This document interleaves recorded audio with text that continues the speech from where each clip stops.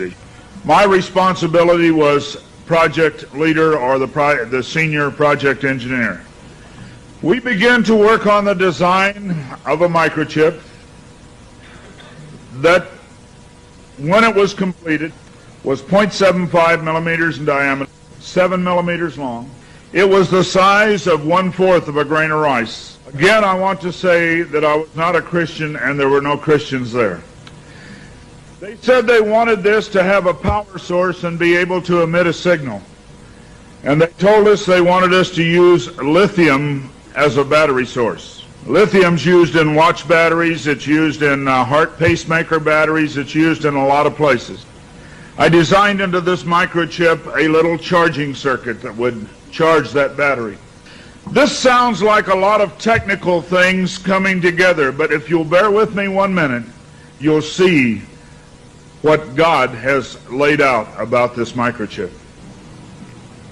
When we discovered that we needed to be able to charge that battery, I needed a temperature change, a change in temperature, to cause current to flow through that little charging circuit that would charge the battery. So we began to investigate and find out where in the body does the temperature change the most rapidly. We spent over $1 million in taxpayer money, and when the results came back, there was a lot of information. We divided it up amongst 3 teams and then came back together with that information. It was determined that there were 2 places in the body that were ideal for the microchip. One was just below the hairline on the forehead. Every mother checks their child's temperature right here. So we could have paid the mothers $1 million and saved. I never saw a mother check their child's temperature on their ankle. Always right here. The other place was the hand, the right hand preferred, because most people are right-handed. This didn't bother me, and it didn't bother anybody else on the team. The hand seemed a good place. Nobody wanted it here. And so the design work, everything was completed. The microchip was done. You're seeing it now on some of the Discovery Channel presentations. There are people who have received it already. It is real. It's not something that's coming way down the road. They gave me a Bible. They told me not to read the book of Revelation. They said the book of Revelation is too hard to understand. So I waited, and I didn't read the book of Revelation for quite some time. Then one day I came to Revelation 13, verse 16. And he caused us all, both small and great, rich and poor, free and bond, to receive a mark in their right hand or in their forehead. I didn't like what I saw. I went back and looked up the word mark. I went to the Strong's Concordance, and I found that John had used 3 words for the word mark. Charagma, charicature, and charax. That was from the Greek. I looked at those words. They talked about a scratch or an etching. They talked about a lot of things. And I said, God, this isn't it. We didn't do it. He said, go to the word for 666. The word is chixastigma. In the Greek, it says to go to 4742 as a cross. The last half of the word chixastigma. And when I looked at what it says stizo, i.e. to stick, to prick, a mark incised or punched into for recognition of ownership. I thought about the little injection tool. The end of it is called an incisor.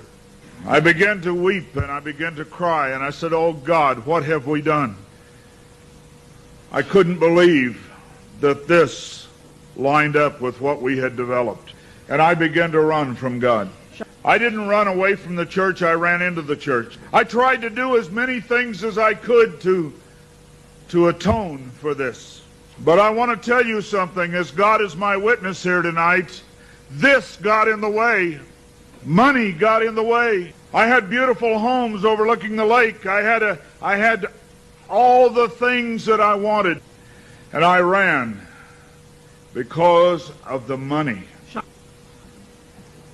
My ability to go and get $250,000 in research money took me away from telling the message. I ran for many years. What I want to tell you is that this is real. The microchip implant is real. Credit cards are failing. They can be counterfeited. The new smart card can be counterfeited. They can be stolen. They can be lost. All kinds of things can happen to a card. But you cannot lose your hand. Very quickly they're going to move to this being in the hand. And I tell you, as a Christian, you cannot take this. No matter what anybody says, God's Word says you cannot take it. No matter what they try to talk you into, God's Word says don't take it. In Revelation 14, verse 9, and the third angel followed them, saying with a loud voice, if any man worship the beast in his image, and receive his mark in his forehead or in his hand, the same shall drink of the wine of the wrath of God, which is poured out without mixture into the cup of his indignation, and he shall be tormented with fire and brimstone in the presence of the holy angels and in the presence of the Lamb.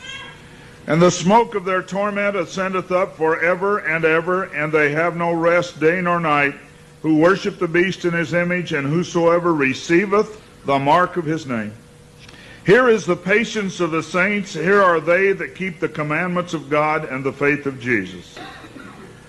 It's very simple. God's Word says do not take it. Today there have been over 15,000 babies that have been given the positive identification, the microchip. Many companies are using the microchip as identification in their top-level employees. The Immigration Naturalization Service has a better passport, the human hand. So many of these things are all around us. We talk about the signs of the New World Order.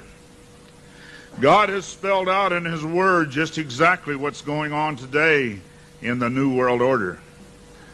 Satan desires to have a one-world government. From the time he fell, he said, I want a one-world government. He wants to replace God. And so we see a government put together by men, a one-world government. The signs of the times are all around us.